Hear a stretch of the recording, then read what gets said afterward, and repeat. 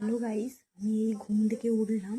আমাকে আমার friend phone করে বলল, তো আজকে আমার ফ্রেন্ডের জন্মদিন। তো আমাকে ফোন করে বললো যে ছোটোখাটো একটু সেলিব্রেশন করা হবে, ওকে কিছু জানানো হবে না, ঠিক আছে? তো চলো রেডি হই, তারপরে তোমার সঙ্গে দেখা হচ্ছে।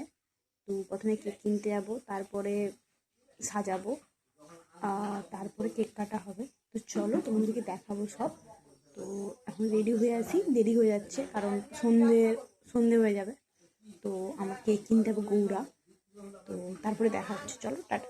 তো রেডি হয়ে দেখলাম যার জন্মদিন সেও কেক কিনতে আসছে।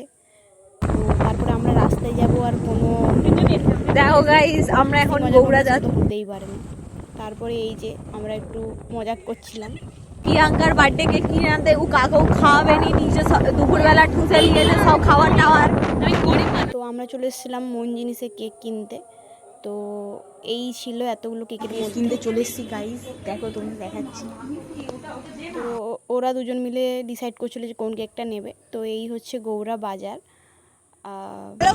আমরা কেক কিনে বাড়ি যাচ্ছি। দেখো আমার কেকটা কিনে নিয়েছি, তোমাদের ঘরে গিয়ে দেখাবো।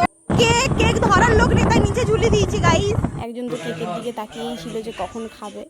আর এই ছিল ভিডিওটা, আর এই হচ্ছে বার্থডে গার্ল। তো চলো টাটা।